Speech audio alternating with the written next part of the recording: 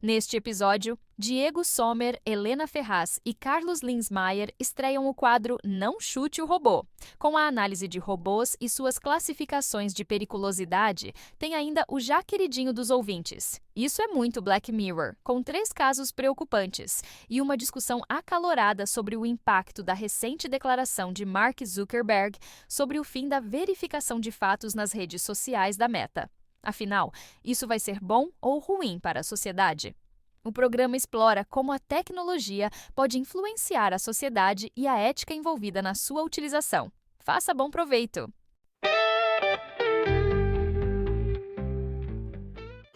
Bom dia, boa tarde, boa noite, senhoras e senhores. Está começando mais um IA Todo Dia. Eu sou o Diego Sommer e esse aqui é o seu programa para se manter informado sobre tudo o que acontece no mundo da inteligência artificial. Como prometido, hoje é segunda-feira, um dia de novidades. Teremos o nosso novo quadro Não Chute o Robô, onde faremos análises de robôs novos modelos. Vou botar vídeo, então vocês sabem que no Spotify tem vídeo, podem assistir, depois vai estar no YouTube também. Mas eu recomendo assistir aqui no Spotify, mas se você só está escutando, eu vou explicar tudo o que estiver acontecendo. Para me acompanhar nesse episódio, é claro, ela, Helena Ferraz. Como você está, Helena?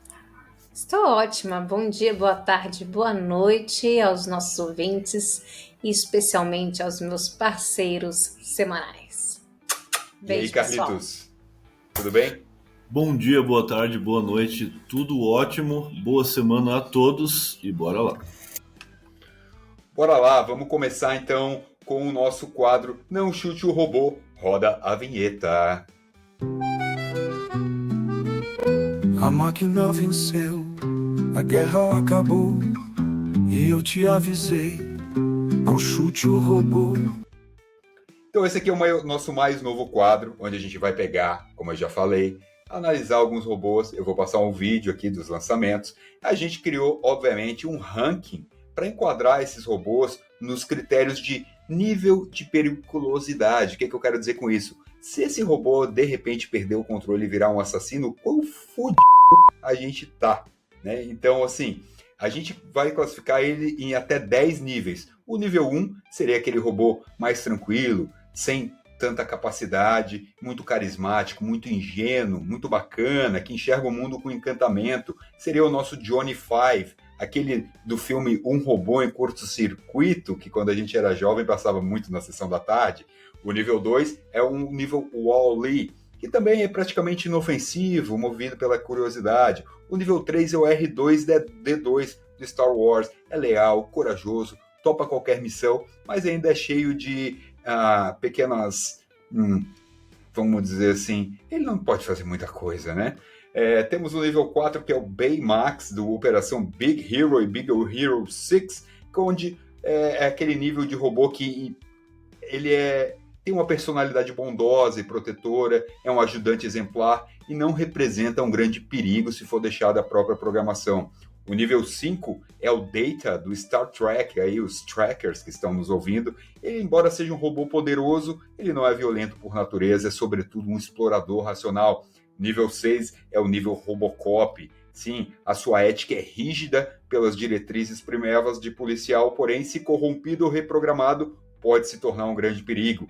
Nível 7 é o T-800, do Exterminador do Futuro. Num primeiro momento é praticamente imparável como antagonista, porém em outras versões pode ser reprogramado para proteger os humanos. Nível 8, T-1000, do Exterminador do Futuro 2, o julgamento final. Lembra do T-1000, aquele robôzão? Aquele lá nós estamos ferrados. Quando o cara está no nível T-1000, a gente já está muito fuzilado. O nível 9 é nível Ultron de Vingadores, Era de Ultron, um passo adiante na ideia de robô e inteligência artificial que se volta contra o seu criador, enxergando a humanidade como verdadeira ameaça ao planeta Terra. E o nível 10 é o nível Skynet, é aquele que basicamente é o fim do mundo. Então eu vou passar o vídeo aqui para vocês e a gente vai classificar depois os robozinhos, eu vou dar as características técnicas deles, certo? A nossa ideia é cada programa fazer de um robô apenas, mas como esse é o programa inicial, a gente vai começar com 3. E também rolou a CES, a Consumer Electronic Show, lá em Los Angeles, aliás, em Las Vegas, até no último programa eu falei Los Angeles, desculpa, foi em Las Vegas, tá rolando, terminou na sexta-feira, na verdade, e teve muita novidade. A gente vai mostrar alguns deles aqui, por isso que vai ter 3 hoje. Deixa eu compartilhar a tela aqui, então, para a gente começar a ver isso aí. O primeiro robozinho aqui é um robô que eu achei muito bacana, que é muito parecido com o Wall-E, que ele pode catar as coisas no chão. É um aspirador robô que cata as coisas no chão. Sim, é o Sarus S70. Os pontos fortes dele, ele tem um disfarce doméstico perfeito, né? Ele tem um braço mecânico de 5 eixos. Opa, já passou ele aqui. Como vocês podem ver, ele junta meias. Ele tem apenas 7,98 centímetros de altura.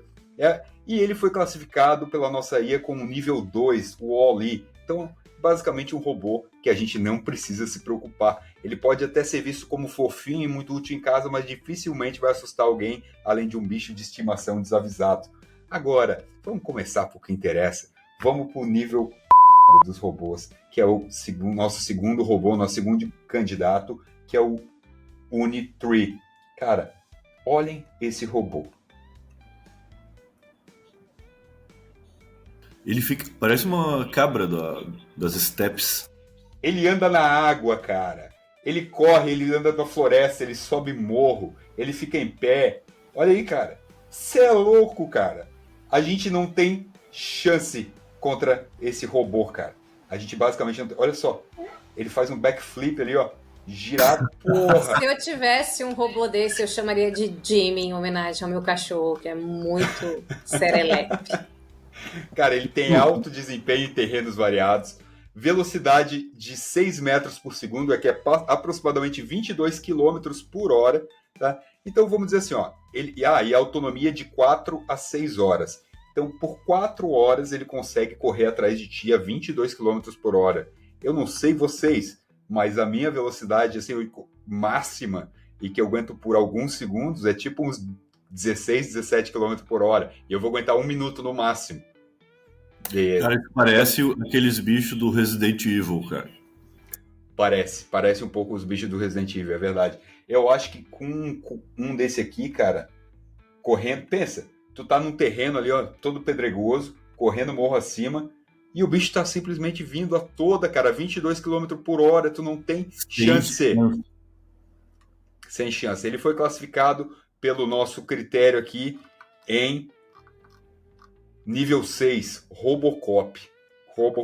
Consegue carregar cargas de até 120 quilos, parado, e 40 quilos em movimento. Ou seja, dá para te acoplar uma metralhadora, uma submetralhadora em cima dele, um lança-chama, sei lá. Tá, nós estamos ferrados. Na verdade, ele é um modelo chinês, tá? O Uni-3 B2W é o nome dele.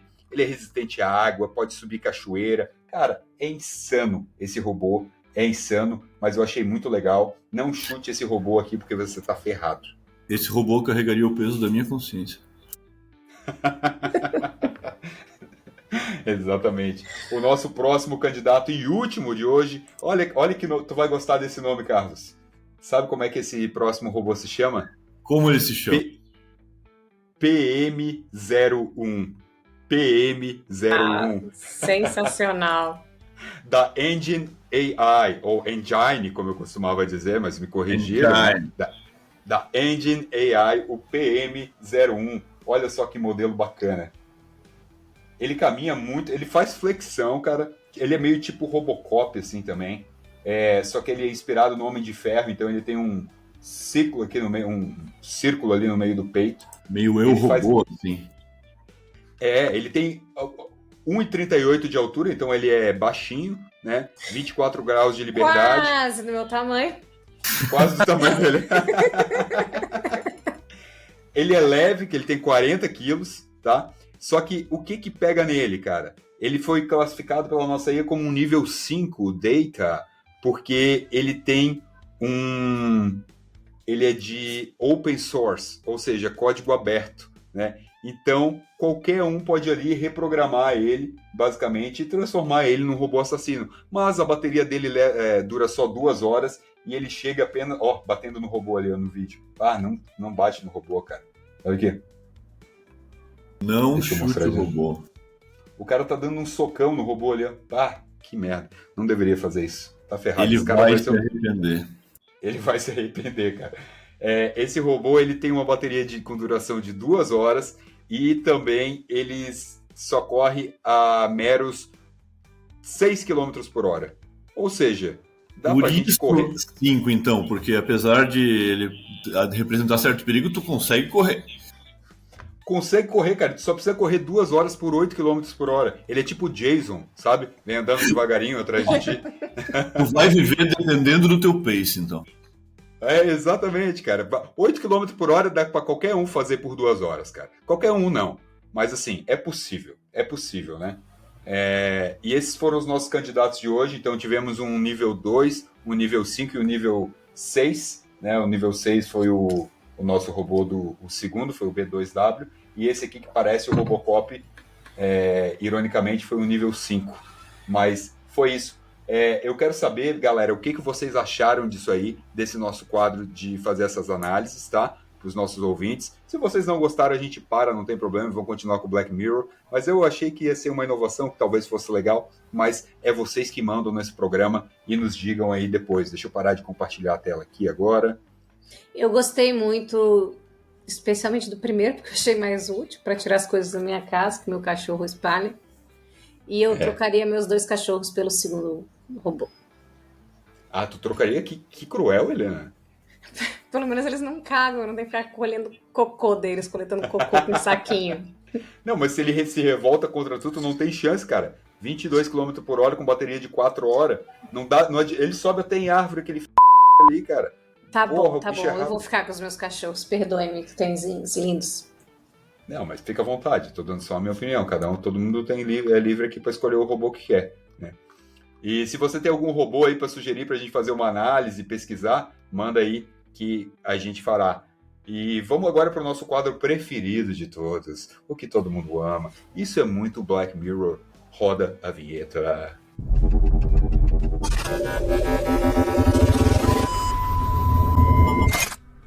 A IA da Apple está espalhando fake news? A IA da Apple afirmou falsamente que um jogador de dardos venceu uma competição antes mesmo da partida final e que a lenda do tênis Rafael Nadal se declarou gay. Outros alertas imprecisos incluem relatos falsos de prisões e suicídios. A Apple reconheceu os problemas e planeja uma atualização para esclarecer quando as notificações são geradas por IA, porque atualmente elas aparecem como se fossem diretamente de fontes jornalísticas confiáveis. E o problema da indústria. Especialistas alertam que os desafios da Apple fazem parte de um problema mais amplo, com alucinações de IA, onde os sistemas geram respostas falsas, porém confiantes. É isso, muito Black Mirror mesmo, estão sendo enganados pela IA. Eles já estão espalhando fake news. A Apple já não é muito boa em IA ainda, que fica espalhando fake news. Pô, foda, né? Imagina mandar lá que o Rafael Nadal é gay, coitado dele, teve que sair para se explicar, cara. É foda, imagina ser uma notícia aí, Carlos. E quando a Apple lançou o Maps tentando bater a Google, também estava levando o pessoal para o caminho errado. Mas daquela vez, literalmente. Exatamente, cara. E vocês viram que eu fiquei impressionado, cara, que inclusive quem se declarou gay, mas essa é verdade, foi o Lulu Santos. Aos 68 anos, se declarou gay. Eu fiquei impressionado, cara, porque eu não sabia que ele tinha 68 anos, cara. Muito velho, né, cara?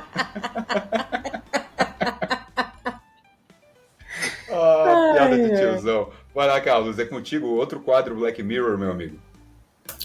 Você vai perder o seu emprego. Segundo a CNN, 41% das empresas prevêem cortes no quadro de funcionários à medida que a inteligência artificial automatiza as suas tarefas, impactando funções como caixas, atendentes de correio e bancários.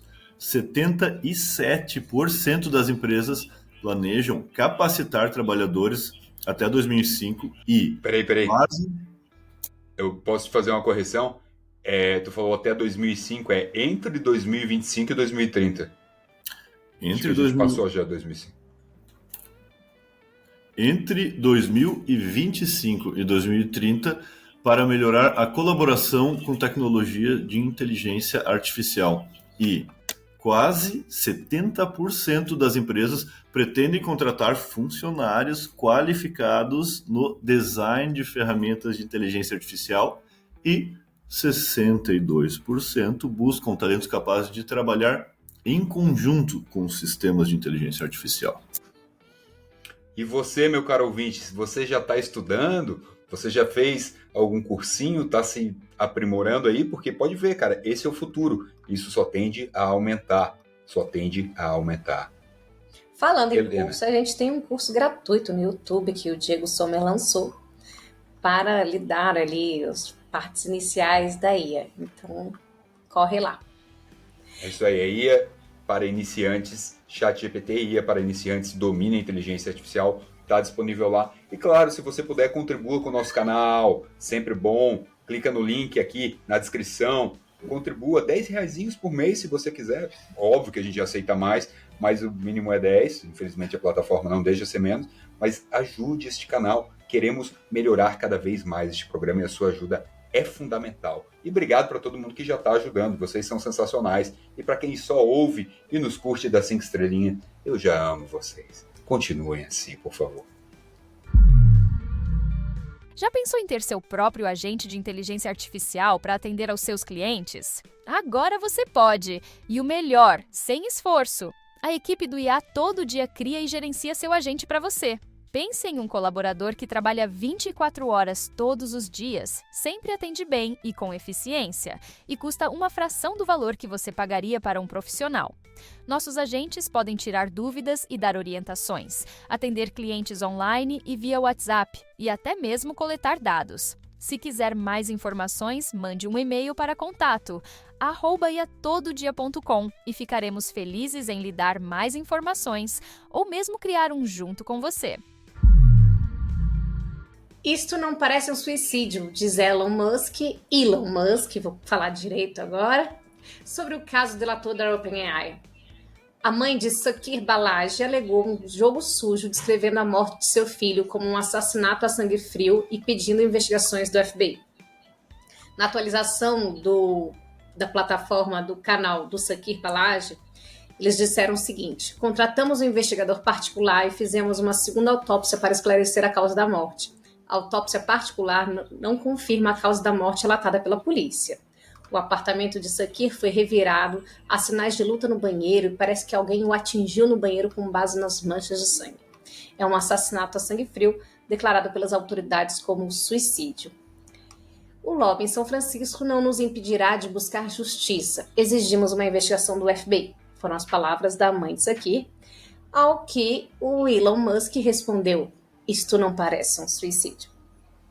Só para contextualizar, o que aconteceu foi que este rapaz ele saiu da OpenAI e ele estava delatando a OpenAI, dizendo que eles estavam treinando com dados, com copyrights, dados não autorizados que eles não poderiam. Ele começou a fazer várias delações, digamos assim, no Twitter, no X, na verdade, nas redes sociais.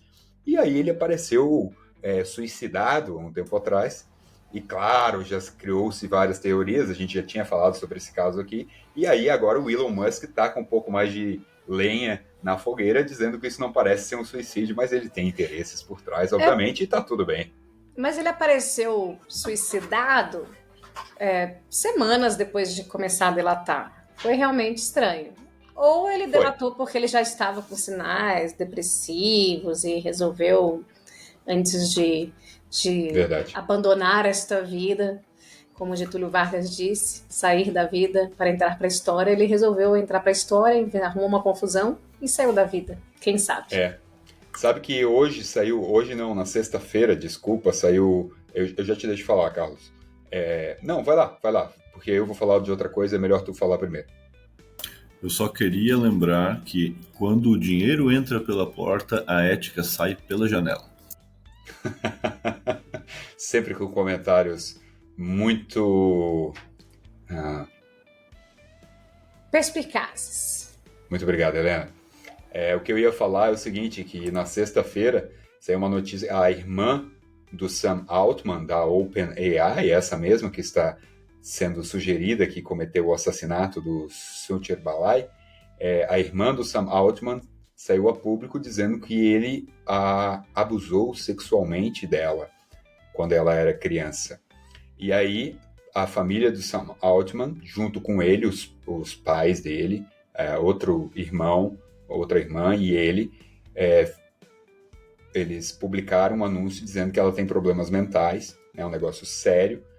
Eu tô falando a verdade, tá? Parece piada, mas assim, ela claramente tem, porque ela já tem histórico de declarar que outras pessoas tinham feito isso, e não é porque ela tá, pelo amor de Deus, não quero ser machista aqui e dizer que algo do tipo, mas ela tem histórico de ter problemas mentais, eles explicam tudo isso na declaração, né? Ela já foi internada em clínicas, ela não é só bipolar, mas ela também cria histórias, enfim, ela tem sérios problemas e eles tiveram que sair a público para explicar, né? As declarações dela não fazem nem muito sentido, porque na verdade Sam Altman era apenas um garoto, uma criança, na época que ela acusa ele, sabe? Então, assim, dá para ver que realmente é um negócio, tem outros problemas envolvidos aí, mas enfim, o cara se incomodou. Carlos, você queria falar alguma coisa? O que eu iria falar é justamente isso, que houve já casos parecidos com outros membros da mesma família relatados pela mesma garota. Então, Exato. Por isso que o Diego está defendendo a história, porque realmente tem um outro lado que deve ser considerado.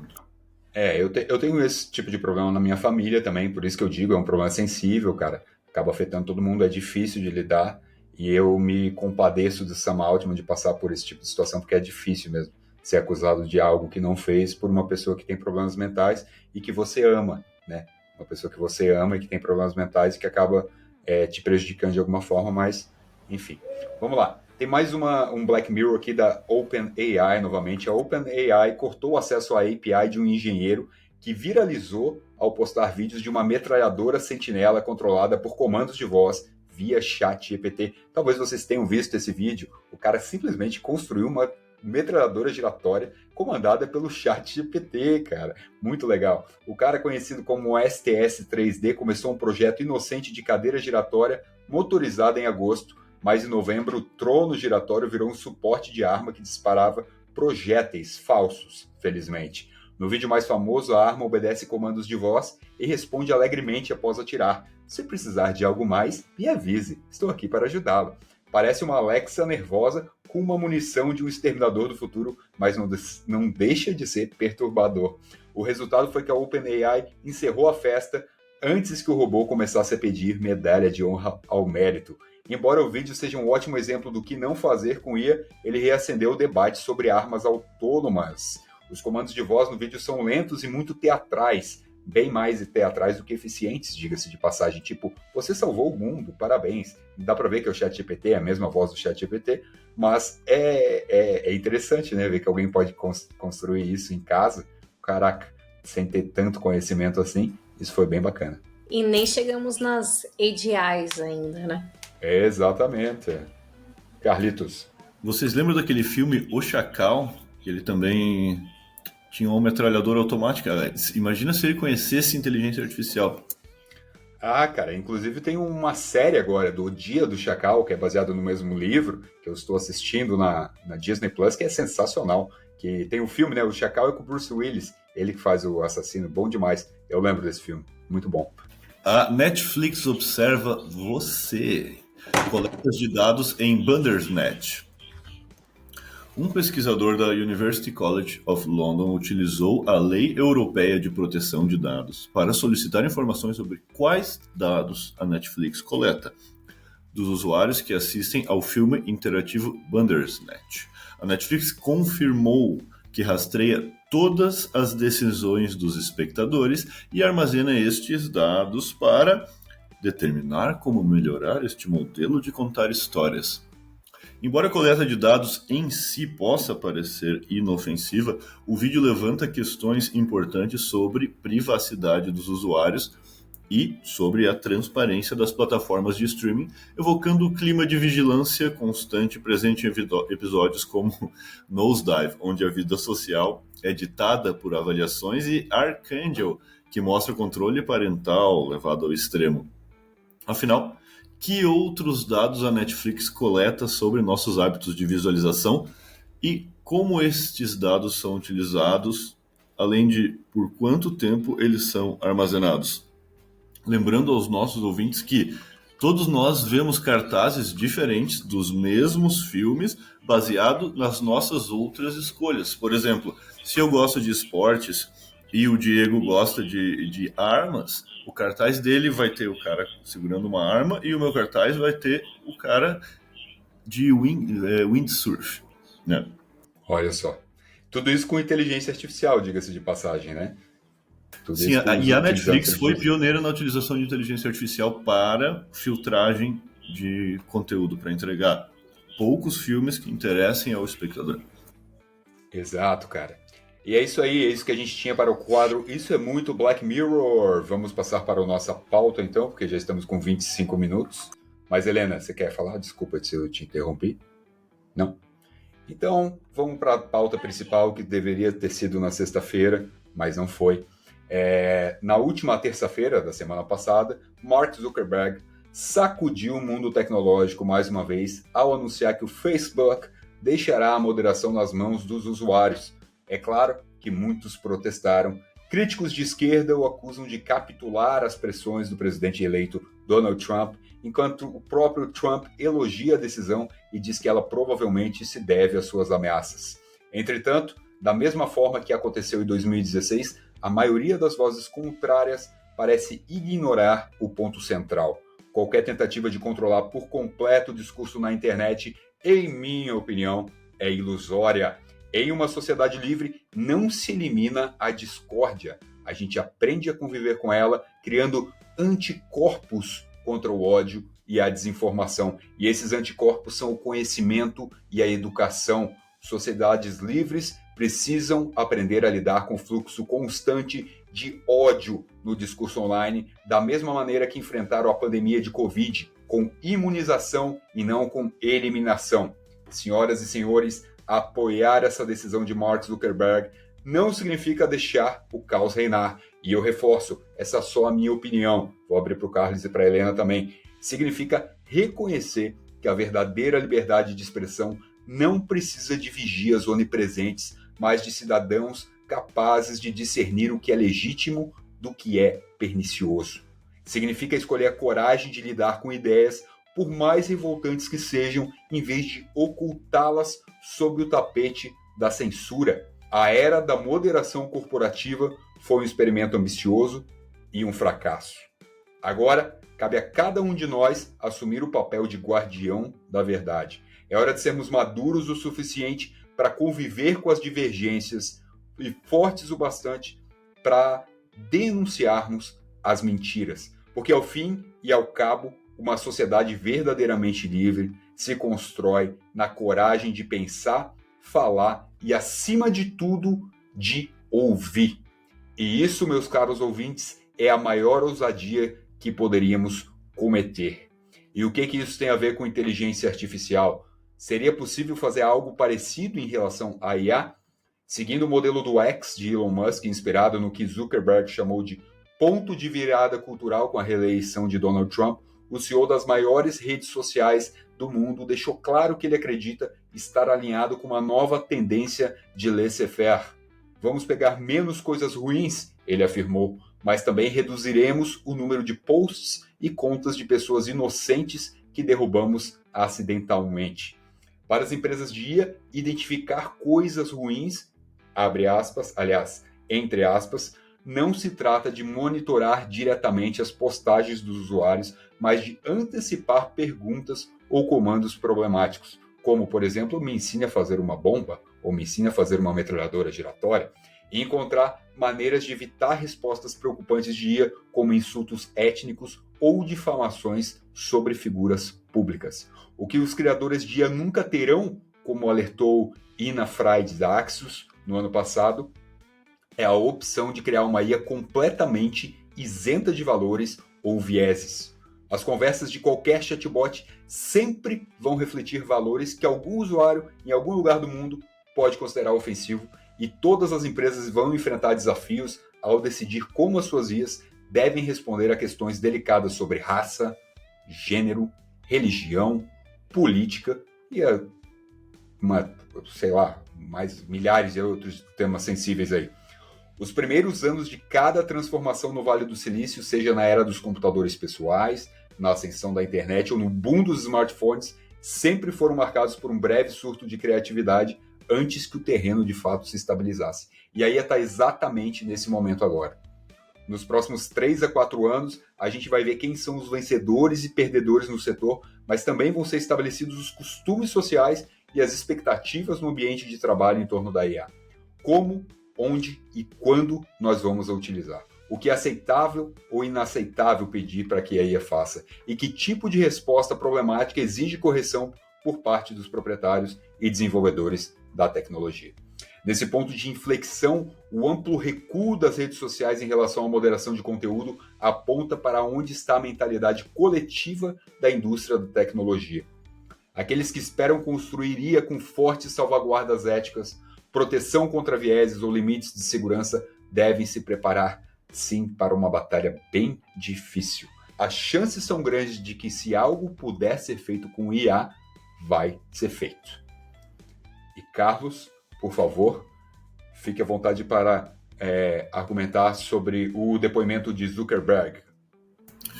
Bom, eu concordo com o Diego e acho que a gente vai observar como isso vai se desenvolver nos próximos anos e ainda é cedo para alguém se dizer dono da verdade, mas existem alguns outros pontos a ser considerados. Eu vou começar relatando muito resumidamente o que a empresa, a Latam Check, responsável pelas checagens humanas na América Latina, falou depois da notícia do Mark, né?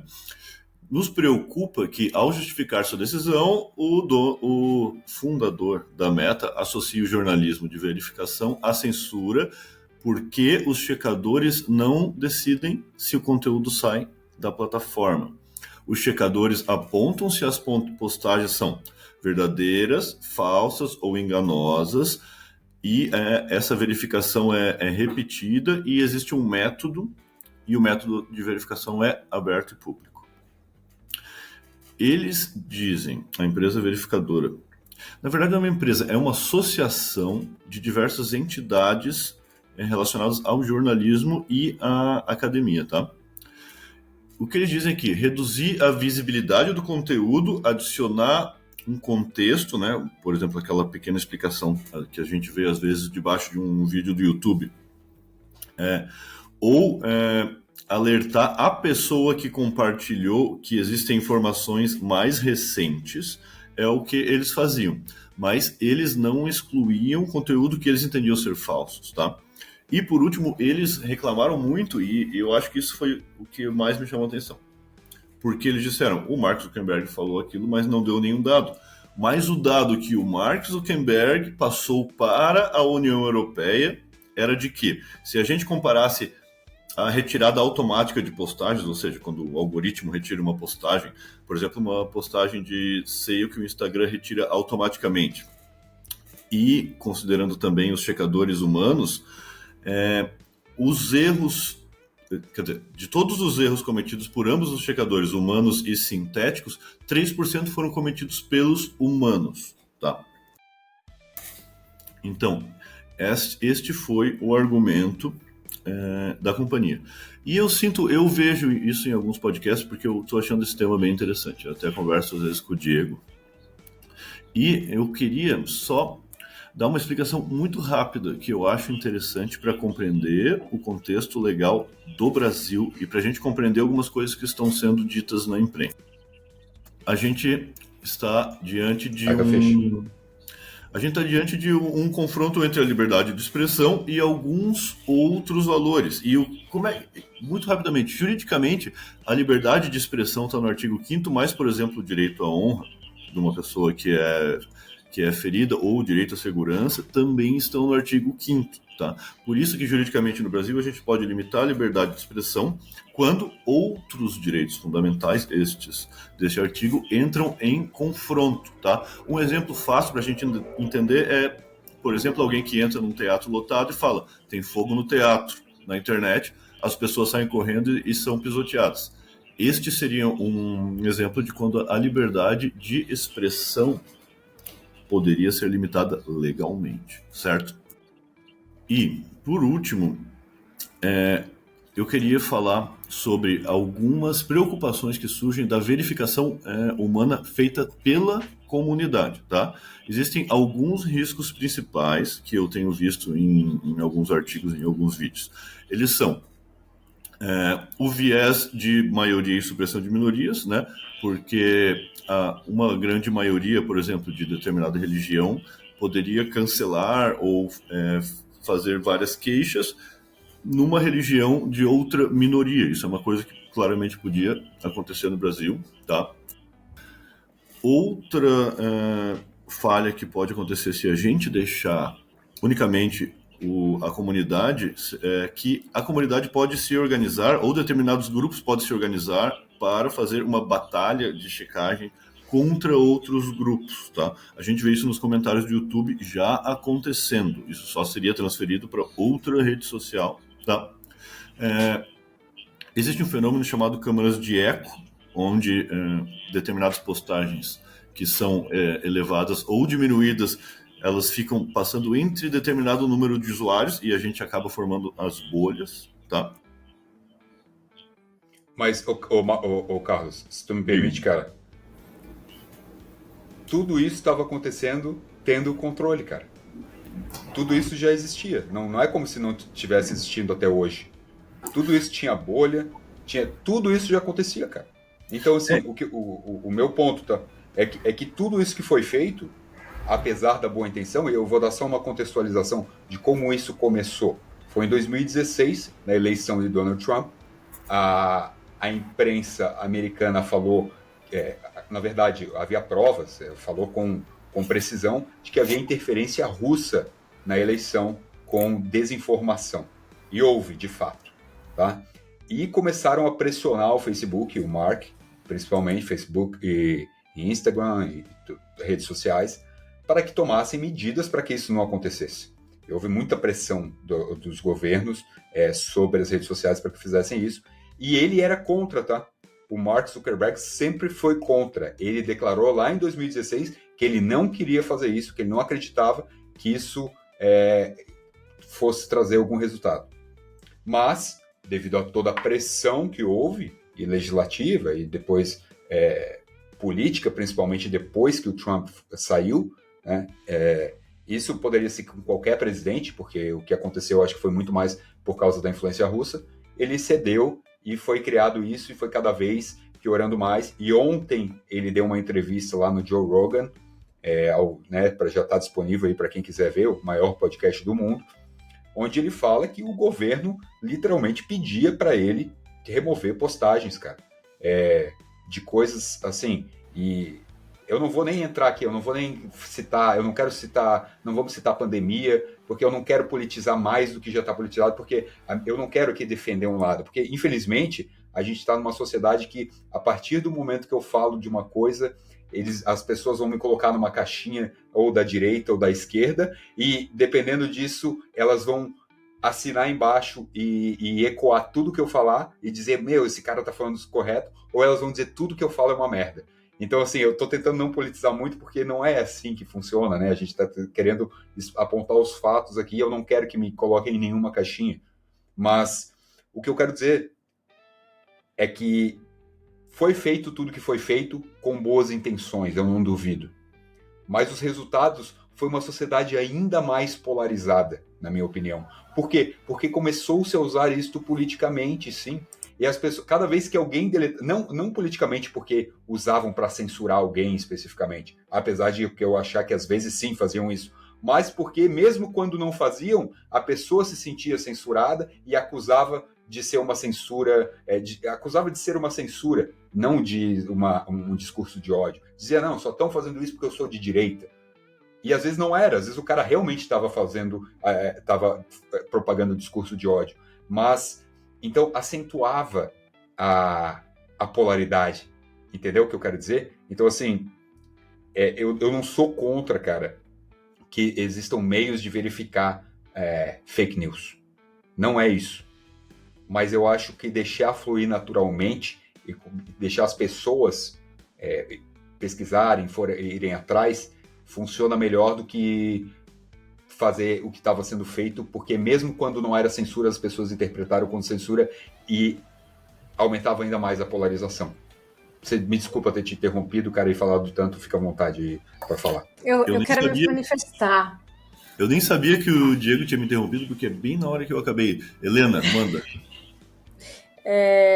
A liberdade de expressão é um assunto tão delicado e o que o Sommer acabou de dizer está tão politizado que, ao falar de liberdade de expressão, a gente não tem liberdade para opinar.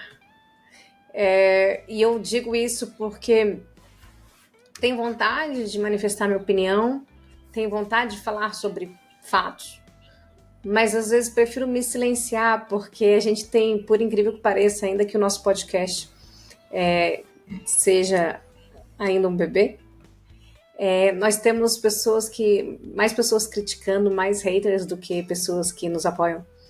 E então, a gente não tem a liberdade de expressão, nem quando a gente tem no nosso próprio canal, a gente fica constrangido, a gente não quer passar por essa situação, porque tudo é politizado. E sim, eu sou muito a favor da liberdade de expressão, mas em tempos de fake news, gente, não só de filtros, seja por censura política ou filtros gerados por IA, é imparável. A própria IA, a gente acabou de ler no Isso é Muito Black Mirror, que a própria IA está criando fake news. É o que eu acho que o Sommer falou, o que ele falou, eu concordo plenamente. Temos que ter liberdade e conhecimento e educação para saber nós, né, cada indivíduo, filtrar isso. Eu queria só dizer o seguinte, para finalizar, tá? Se você não concorda comigo, tá tudo bem. Você não é meu inimigo. Eu não acho que você é burro, ou que você é ignorante, ou que você é um comunista, ou um esquerdista, ou um fascista, bolsonarista. Não é. Só para deixar claro. Eu defendo o seu direito de se manifestar e ter uma opinião contrária a minha e tá tudo certo. Você não é meu inimigo por isso. Eu e o Carlos e a Helena, eu e a Helena, cara, a gente discorda em várias coisas com frequência. E nem por isso a gente sai... O tempo todo. Mais discordamos do que concordamos. Democracia é isso, é discordar e se poder chegar a um meio termo, cara. É impossível agradar todo mundo, tá? Então você, meu caro ouvinte, não se sinta ofendido, por favor. Por favor, dê a sua opinião aqui, comente. Todos os comentários que vierem nesse episódio a gente vai transformar numa música e vai colocar no fim dos episódios a partir de hoje. Inclusive, Isso. No fim deste episódio de hoje, já vamos ter uma música de um comentário que a gente recebeu lá no Instagram. Obviamente que a gente não vai dizer quem foi, mas a gente vai transformar numa música bem legal, porque é um puta de um textão ofensivo, dizendo que a gente é um bando de comunista safado.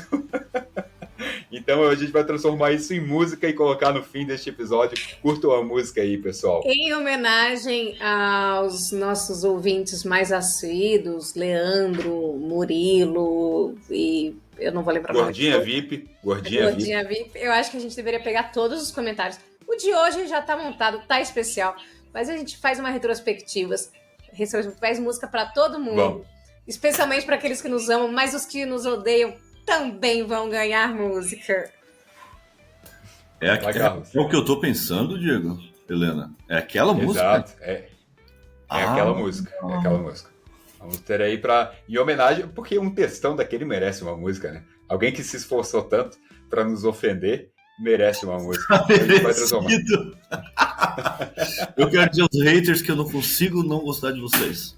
Mas podem não Eu gostar. amo todos vocês. Em defesa a esse hater específico, ele não é um hater. Ele defendeu a ideia dele. Pelo menos ele não é meu hater, eu espero. Porque é amigo meu. Mas talvez seja do Carlos e do Sommer. É isso aí. Pessoal, vamos finalizar. Passamos muito dos nossos 30 minutos, mas hoje foi um dia especial. Prometo que na próxima a gente vai diminuir. Até porque não vai ter mais pauta pra gente falar. Hoje foi por causa dessa pauta, mas se não, vamos ter Black Mirror. Na prática, excepcionalmente não tivemos hoje, já que tivemos a pauta. Mas na segunda-feira que vem voltamos com Não Chute o Robô, isso é muito Black Mirror, na prática. Quarta-feira tem entrevista bacana e sexta-feira as notícias aqui para vocês. Um beijo, fiquem com Deus. ótima semana, abençoada semana para vocês. Se você não é religioso, então só uma ótima semana, que o universo lhe proteja. E é isso aí, um beijo e até mais. Tchau, pessoal. Uma ótima semana a todos, por favor, 5 estrelinhas, porque nós nos esforçamos muito para informá-los. Achei um pessoal muito esquerdista e estranho. Eu no seu lugar, defenderia a liberdade. Daqui a uns anos vai lembrar. Todes não existe na língua portuguesa. Defenda sempre a liberdade. Em Cuba não tem nem linguiça calabresa. Diego odeia o capitalismo de verdade.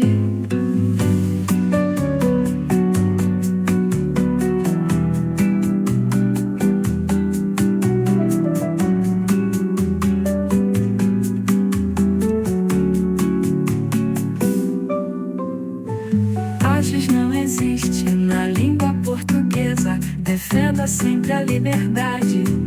Em Cuba não tem nem linguiça calabresa. Diego odeia o capitalismo de verdade.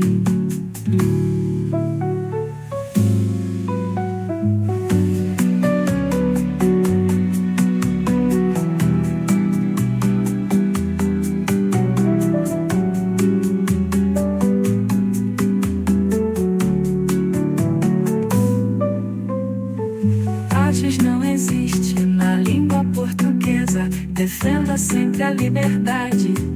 Em Cuba não tem nem linguiça calabresa.